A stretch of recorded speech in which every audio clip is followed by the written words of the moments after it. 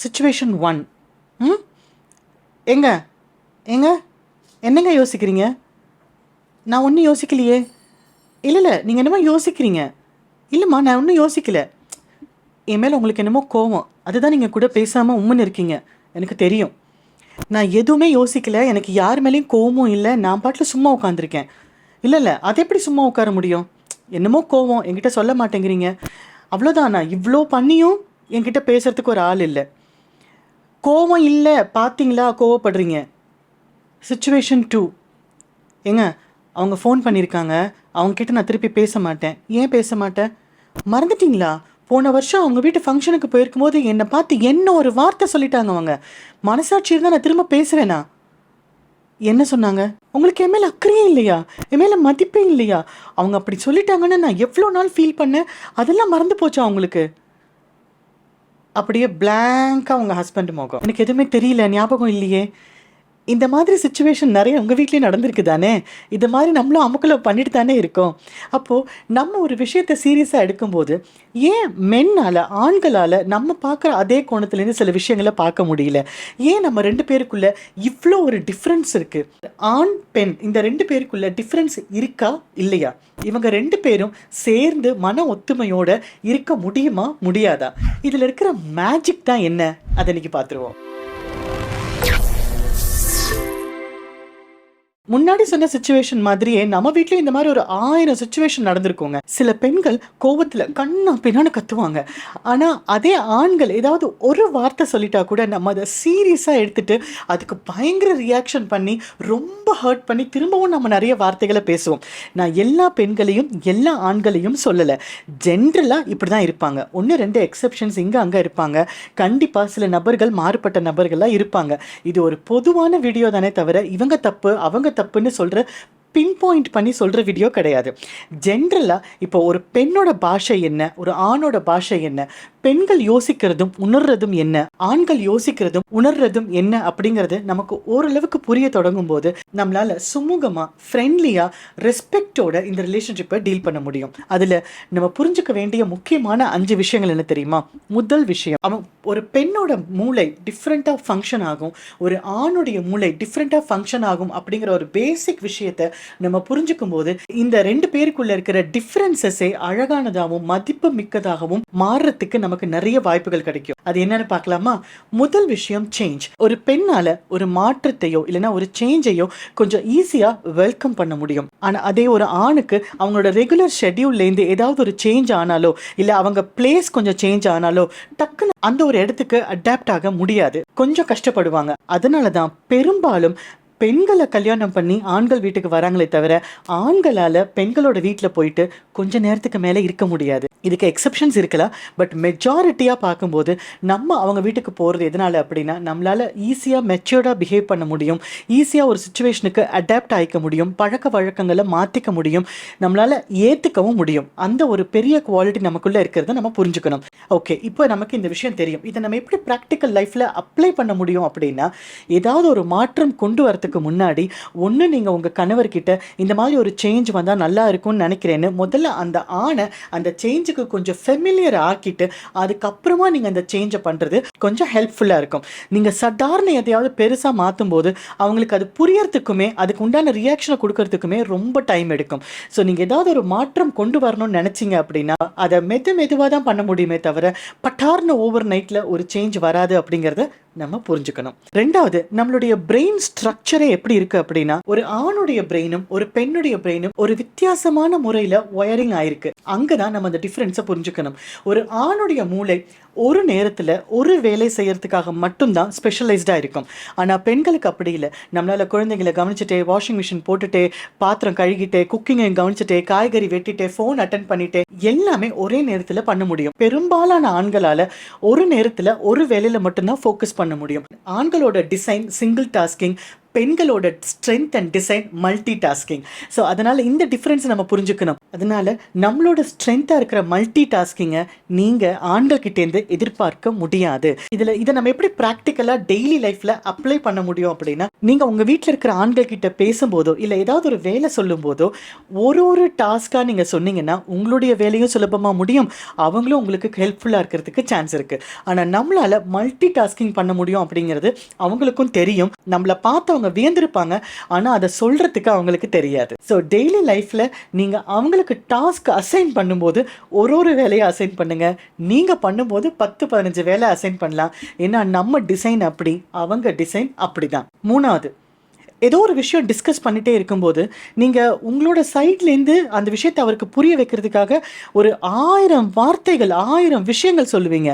ஆனால் அந்த ஒரு நபர் சுற்றி வந்து அவங்க என்ன சொல்கிறாங்களோ அதே இடத்துல தான் திருப்பி வந்து நிற்பாங்க. நீங்கள் எவ்வளோ தூரம் அதை நீங்கள் எக்ஸ்பிளைன் பண்ணாலும், விதமான வார்த்தைகளை வச்சு நீங்கள் எக்ஸ்பிளைன் பண்ணாலும் அவருக்கு அது புரிய போகிறதில்ல. நீங்கள் சம்டைம்ஸ் ஆச்சரியப்பட்டிருக்கீங்களா, என்னடா அது இவ்வளோ தடவை சொல்லியும் இந்த மனுஷனுக்கு இது புரிய மாட்டேங்குது, மறுபடியும் அதே தப்பா அவர் பண்றாரு, மறுபடியும் எனக்கு பிடிக்காதுன்னு சொன்ன அதே விஷயத்த அவர் பண்றாரு அப்படின்னு யோசிச்சிருக்கீங்களா? ஏன்னா உண்மையிலேயே அவங்களுக்கு அது புரியல. அது வந்து நம்மளால அக்செப்ட் பண்ண முடியாது. ஏன்னா நம்ம விமன் எல்லாம் வேர்பலி ஸ்ட்ராங். நம்மளால நிறைய வார்த்தைகளை பேசவும் சிந்திக்கவும் முடியும்.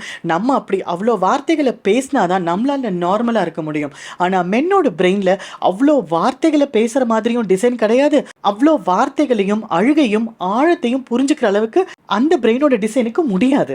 அதனால நீங்க அளவுக்கு அதிகமா அழறதுனாலயோ இல்ல ஒரே விஷயத்தை திரும்ப திரும்ப 100 தடவை சொல்றதுனாலயோ இல்ல நிறைய வார்த்தைகளை உபயோகப்படுத்தி நீங்க சொல்றதுனாலயோ ஒரு டிஃபரன்ஸும் இல்லை. ஏன்னா அது அந்த மூளைக்குள்ள ஏறவே இல்லை, ஏறாது. ஏன்னா அவங்க டிசைன் அப்படிதான். அப்போ நம்ம டெய்லி லைஃப்ல இந்த பாயிண்ட் எப்படி அப்ளை பண்ணலாம்? ஏதாவது ஒரு விஷயம் சொல்லும் போது அவங்க யூஸ் பண்ற அதே வார்த்தைகளோ இல்ல அவங்க யூஸ் பண்ற அதே லாஜிக்கோ வச்சு நீங்க சொல்லும் போது அவங்களால அந்த விஷயத்தை கனெக்ட் பண்ணிக்க முடியும். இதை தான் நம்ம மிரரிங் தாட்ஸ் இல்லைனா மிரரிங் வேர்ட்ஸ்ன்னு சொல்லுவோம்.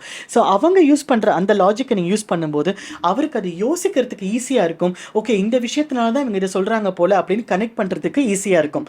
யோசிச்சு பாருங்க, பெண்களால எந்த சூழ்நிலையிலையும் எப்படி வேணா யார் கிட்ட வேணா நம்மளுடைய வார்த்தை பவரை யூஸ் பண்ண முடியும். உங்களுக்கே இதுக்கு உண்டான எக்ஸாம்பிள்ஸ் நிறைய தெரியும். எந்தெந்த நேரத்தில் எப்படி பேசினா எப்படி அந்த வேலை நடக்கும், எப்படி அவங்களை நமக்கு புரிய வைக்க முடியுங்கிற பவர் நமக்கு தெரியும், உங்களுக்கு தெரியும், உங்களுக்கு தெரியுங்கிறதும் உங்களுக்கு தெரியும். யோசிச்சு பாருங்க.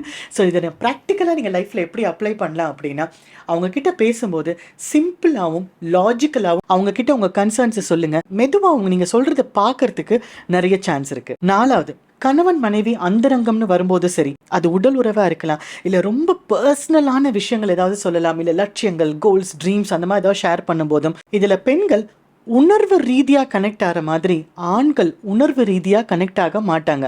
அதுலேயும் குறிப்பாக நம்ம அந்தரங்கம் அப்படின்னு சொல்லும்போது உடல் ரீதியான தேவைகளை பெண்கள் உணர்வு ரீதியாகவும் ஆண்கள் உடல் ரீதியாகவும் பார்க்குறது ஒரு பெரிய டிஃப்ரென்ஸ். ஆண்களுக்கு இந்த மாதிரி ஒரு அந்தரங்கமான தேவை வரும்போது டெஸ்டோஸ்டிரோன்கிற ஹார்மோனோட தேவையாக இருக்கும். ஆனால் அதே பெண்களுக்கு ஆக்சிடோசின்கிற ஹார்மோனோட தேவையாக இருக்கும். அப்போ எதையுமே இமோஷ்னலாக உணர்வு ரீதியாக கனெக்ட் ஆகி நம்ம பார்க்குறதும் அதுலேருந்து அப்படியே மாறி உடல் ரீதியான தேவைகளாவோ இல்லைன்னா லாஜிக்கலான தேவைகளாவோ இல்லை அந்த ஒரு வேகம் உத்வேகத்தோட பார்க்குற டெஸ்டோஸ்டிரோனாவோ அவங்களுக்கு இருக்கிறதுனால இது ரெண்டும் கனெக்ட் ஆகணும் அப்படின்னா இந்த மாதிரி சேஞ்ச் நமக்குள்ளே இருக்குது, இந்த மாதிரி வித்தியாசம் நமக்குள்ளே இருக்குது அப்படின்னு நம்ம உணரும் போது தான் இதை நம்ம ஒரு நார்மல் சீக்கோ இல்லைன்னா ஒரு காமன் கிரவுண்டுக்கோ நம்மளால கொண்டு வர முடியும். இதை நீங்கள் கணவன் மனைவியாக உட்காந்து பேசும்போது தான் இந்த விஷயங்கள் இன்னும் தெளிவாக இருக்கும். அதனால இதை ப்ராக்டிக்கலாக நம்ம எப்படி நம்ம லைஃப்பில் அப்ளை பண்ணலாம் அப்படின்னா, நான் இவ்வளோ உணர்ச்சியோடு பேசுகிறேன், இவ்வளோ இமோஷனலாக பேசுகிறேன், இந்த மனுஷனுக்கு இது புரியவே இல்லையேன்னு சலிச்சுக்கிறத விட அவங்களுக்கு புரியக்கூடிய கெப்பாசிட்டியில் இருக்கிற வார்த்தைகளை நீங்கள் பேசுறது ரொம்ப ஹெல்ப்ஃபுல்லாக இருக்கும். நீங்கள் எவ்வளோ அழுதாலும் புரியாத விஷயம் கூட உட்காந்து அன்போடு அவங்களுக்கு கிளியராக எக்ஸ்பிளைன் பண்ணும்போது புரியறதுக்கு நிறைய சான்ஸ் இருக்குது. யோசிச்சு பாருங்க. அடுத்தது, இப்போ நம்ம மொழி வார்த்தைகள் அப்படின்னு பேசும்போது நம்ம யூஸ் பண்ணுற வார்த்தையிலேயே ஆணுக்கும் பெண்ணுக்கும் அவ்வளோ வித்தியாசங்கள் இருக்குது. என்ன தெரியுமா, நாங்கள் சைக்காலஜியில் சொல்லுவோம், ஒரு பெண் பேசும்போது அவங்க கொலாபரேட்டிவ் லாங்குவேஜ் யூஸ் பண்ணுவாங்க, ஒரு ஆண் பேசும்போது அவங்க காம்படிட்டிவ் லாங்குவேஜ் யூஸ் பண்ணுவாங்க அப்படின்னு சொல்லுவோம். கொலாபரேட்டிவ் லாங்குவேஜ் அப்படின்னா என்ன அப்படின்னா, ஒரு பெண் பேசும்போது நான் நம்மளோட நம்ம எல்லாருக்காகவும் நம்மளோட வாழ்க்கைக்கு அப்படின்னு அந்த நாம் நம் அப்படிங்கிற அந்த ஒரு வார்த்தையும் அந்த ஒரு சொசைட்டல் கனெக்டும் நிறைய இருக்கும். அதே ஒரு ஆண் பேசும்போது என்னுடைய தேவைகள், எனக்கு இது பிடிச்சிருக்கு, எனக்கு இப்படி தான் இருக்கணும் அப்படின்னு அவங்களோடது எல்லாமே தன்னுடைய தேவைகள் சார்ந்த வார்த்தைகளாக இருக்கும். நீங்கள் கவனிச்சு பாருங்க, யாரையும் லேபிள் பண்ணுறதுக்காக நான் சொல்லலை, பொதுவாக இந்த மாதிரி தான் இருக்கும். அதே மாதிரி ஒரு பெண்கள் அந்த கொலாபரேட்டிவ் லாங்குவேஜ் யூஸ் பண்ணும்போது நம்ம என்ன சொல்ல வரோம் அப்படிங்கிறத உங்களோட பாயிண்ட் ஆஃப் வியூவும் நான் பார்க்குறேன், என்னுடைய பாயிண்ட் ஆஃப் வியூவும் நீங்கள் பாருங்க அப்படிங்கிற மாதிரி அந்த மியூச்சுவல் ரிலேஷன்ஷிப்பை பில்ட் பண்ணுற மாதிரி பேசுவாங்க. ஆனால் அதே ஒரு ஆண் பேசும்போது எனக்கு இதுதான் சரின்னு படுது, இதுதான் நம்ம பண்ணணும், இதுதான் பர்ஃபெக்டாக இருக்கும் அப்படின்னு அவங்களுடைய பார்வையிலேருந்து சொல்கிறதுக்கு தான் அவங்க அந்த ஒரு வலியுறுத்தல் நான் சரி அப்படிங்கிறது தான் இருக்குமே தவிர, பெண்களோட பார்வையிலேருந்து நான் இதை சொல்ல வரேன், நீங்கள் சொல்கிறது எனக்கு புரியுது அப்படிங்கிற அந்த ஒரு கிரவுண்டை டச் பண்ணுறதுக்கு கொஞ்சம் டைம் எடுக்கும். அதே மாதிரி ஒரு பெண் வந்து அவளோட மாமனார் மாமியார் பற்றியோ இல்லை நாத்தனார் பற்றியோ இல்லை கணவன் வீட்டை சேர்ந்த சொந்தக்காரங்களை பற்றியோ ஏதாவது ஒரு நெகட்டிவ் காமெண்ட் சொல்லிகிட்டே இருப்பாங்க. ஆனால் அதே நபர் அவங்க வீட்டுக்கு வரும்போது இவங்களை விட ஒரு பெஸ்ட் ஹோஸ்ட்டாக யாருமே இருக்க மாட்டாங்க. விருந்தோம்பலில் இவங்க கண்டிப்பாக ரொம்ப அக்கறை எடுத்து அவங்களுக்கு தேவையானது எல்லாம் பண்ணி கொடுப்பாங்க. அந்த பிஹேவியர் ஒரு ஆணுக்கு ரொம்ப குழப்பமாக இருக்கும். என்ன பின்னாடி இவ்வளோ திட்டாங்க, இப்போ இவ்வளோ பண்ணுறாங்க அந்த மாதிரி. ஏன்னா பேசிக்கலாகவே பெண்களுக்கு அந்த கொலாபரேட்டிவ் மைண்ட் செட், எல்லாரோடையும் சேர்ந்து இருக்கணும், நம்மளோட கடமை நம்ம பண்ணணும், நம்ம கண்டிப்பா நமக்கு பிடிக்குதோ பிடிக்கலையோ நம்ம கண்டிப்பா நம்ம இந்த தியாகத்தை பண்ணணும் அப்படிங்கிற அந்த ஒரு உணர்வு நிறைய இருக்கும். அதே ஒரு ஆணுக்கு பார்த்தீங்கன்னா அவங்களுக்கு பிடிக்கலைனாலும் பேச முடியாது. ஏன்னா அவங்க காம்படிட்டிவ் லாங்குவேஜ் பேசுறதுனால எனக்கு இது பிடிக்கல, நான் ரொம்ப ரியாக்ட் பண்ணல, எனக்கு இது வேண்டாம் அதனால நான் கவனிக்கல, அந்த மாதிரி ஆங்கிள்லேயே தான் இருக்கு. இப்போ உங்களுக்கு அந்த வித்தியாசம் புரியுதா? உங்களுக்கு நம்மளோட டிசைன் வேற, அவங்க டிசைன் வேற. ஆனா நம்ம ரெண்டு பேரும் சேர்ந்து இருக்கணும் அப்படிங்கிறது தான் வாழ்க்கை. நம்ம ரெண்டு பேரும் சேர்ந்து இருந்தாதான் அழகா இருக்குங்கிறதும் மறுக்க முடியாத உண்மை. இதை நம்ம இந்த விஷயத்தை நம்ம எப்படி நம்ம பேசும்போது நம்ம ப்ராக்டிக்கல் லைஃப்பில் அப்ளை பண்ணலாம் அப்படின்னா, நம்ம ஏதாவது ஒரு விஷயம் அவங்க கிட்ட சொல்லும்போது அவங்க யூஸ் பண்ணுற அதே லாஜிக்கல் வேர்ட்ஸ் யூஸ் பண்ணி நம்ம பேசுறது. ஃபார் எக்ஸாம்பிள், நீங்கள் சொல்கிறது கரெக்டு தான், ஆனால் இது என்னுடைய பாயிண்ட் ஆஃப் வியூ, நீங்கள் இதையும் கொஞ்சம் கேளுங்களேன் அப்படின்னு சொல்லும்போது ஸ்டெப் பை ஸ்டெப்பாக நீங்கள் கான்வர்சேஷன் பண்ணும்போது கண்டிப்பாக கொஞ்ச நாளில் அவங்க உங்களை புரிஞ்சுக்கிறதுக்கும் நிறைய வாய்ப்பு இருக்குது. இப்போ இந்த வீடியோ வந்து பெண்களுக்காக மட்டுமே கிடையாது, ஆண்கள் இதை கேட்குற என்னுடைய சகோதரர்களும் உங்கள் மனைவியோட அமைப்பு இப்படி இருக்கு, உங்களோட மனைவியோட பிரெயின் ஒயர் இப்படி இருக்கு நீங்க புரிஞ்சுக்கும் போது கண்டிப்பா ரெண்டு பேரும் அந்த ஒரு காமன் கிரவுண்டை, ஒரு காமன் பிளாட்ஃபார்மை நம்மளால ரீச் பண்ண முடியும். இதை தவிர இந்த சொசைட்டல் ஸ்டிக்மாஸ் கொஞ்சம் இருக்குங்க. என்ன அப்படின்னா, கணவனுக்கு என்ன வேணுங்கிறது மொத்தமும் மனைவிக்கு தெரியணும், அந்த மாதிரி ஒளிவு மறைவு இல்லாத தாம்பத்தியம் தான் வந்து ரொம்ப பிரமாதமான தாம்பத்தியம் அப்படின்னு இந்த மாதிரி சோஷியல் ஸ்டிக்மால ஒரு 2-3 பிலீஃப் சிஸ்டம் இருக்குங்க. அந்த விஷயத்துக்கு நீங்கள் அளவுக்கு அதிகமாக இம்பார்ட்டன்ஸ் கொடுத்தீங்க அப்படின்னா உங்களோட பீஸ் ஆஃப் மைண்ட் போயிடும். கணவன் மனைவி ரிலேஷன்ஷிப்பில் நம்ம புரிஞ்சுக்க வேண்டிய 3 முக்கியமான விஷயங்கள். ஒன்று, எவ்வளோதான் ஹஸ்பண்ட் ஒய்ஃப் ரொம்ப க்ளோஸாக இருந்தாலும், ரொம்ப புரிதலோட அதீத காதலோட இருந்தாலும் கூட அவங்களுக்குன்னு கொஞ்சம் ப்ரைவேட் ஸ்பேஸ் இருக்கிறது எப்போவுமே ஹெல்த்தி தான். சில விஷயங்கள் அவங்களோட பர்சனல் ஸ்பேஸில் ஒரு இடத்துல கார்னரில் ஒரு பாக்ஸில் போட்டு பூட்டி வச்சுருப்பாங்க.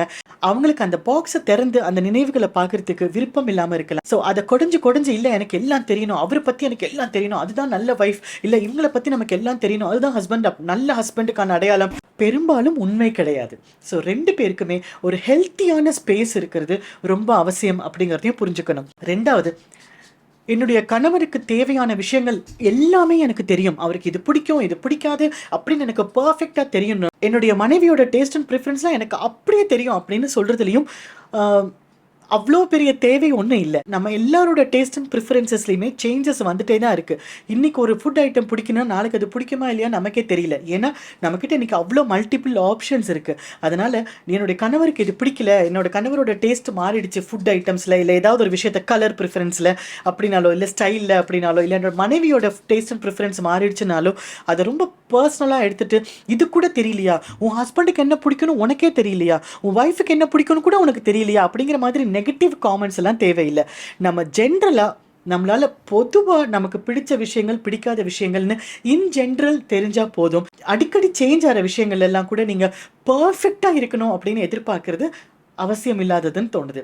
மூணாவது, எல்லா உறவுகள்லையுமே ஒருத்தரோட பர்சனாலிட்டியும், ஒருத்தரோட குழந்தை பருவம், ஒருத்தருடைய ஜேர்னி ரொம்ப டிஃப்ரெண்ட் அப்படின்னு நம்ம புரிஞ்சுக்கும் போது ஒருத்தரும் ஏன் இந்த மாதிரி பிஹேவ் பண்ணுறாங்க, இவங்களுக்கு ஏன் இந்த சுபாவங்கள் இருக்குது, இவங்களுக்கு ஏன் இந்த ப்ராக்டிசஸ் இருக்குது அப்படின்னு நம்ம ஆழமாக புரிஞ்சுக்கிறதுக்கு நம்ம பார்க்கும்போது கண்டிப்பாக எல்லார் மேலேயும் நமக்கு ஒரு மியூச்சுவல் ரெஸ்பெக்ட் வரும். ஒரு கணவன் மனைவிக்குள்ள ஒரு மனைவி இப்படி இருக்காங்கனாலோ இல்லை கணவன் இப்படி இருக்காங்கனாலோ அவங்க நமக்கு ஏற்ற மாதிரி தான் பர்ஃபெக்டாக பிஹேவ் பண்ணணும்னு எதிர்பார்க்காம நம்ம அந்த டிஃப்ரென்சஸோட எவ்வளோக்கு எவ்வளோ அந்யோன்யமாக இருக்க முடியும் அப்படிங்கிறத கவனிக்கிறது தான் புத்திசாலித்தனம்.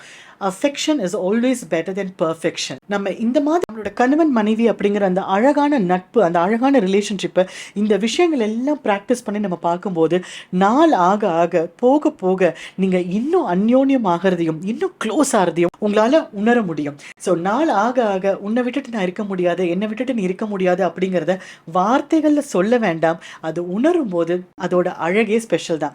அதனால தான் 60+ இருக்கிற கப்பிள் இன்னும் அழகானவங்களா நம்ம கண்ணுக்கு தெரிவாங்க. அவங்க இன்னும் அந்யோன்யமாக இருக்கிறது நம்ம கண்ணுக்கு இன்னும் அழகாக தெரியும். நம்ம டிஸ்கஸ் பண்ண அந்த 5 பாயிண்ட்லையும் 3 பிரின்சிபல்லையும் எங்கே நீங்கள் கொஞ்சம் மிஸ் பண்ணுறீங்க, அதை எப்படி நம்ம சரியாக பூர்த்தி பண்ண முடியும்னு யோசிங்க. உங்களுடைய கணவன் மனைவி அப்படிங்கிற அந்த ஒரு அழகான ஃப்ரெண்ட்ஷிப்பை இன்னும் ஸ்ட்ராங் ஆக்குங்க. எப்பவுமே சந்தோஷமா இருங்க. All the best.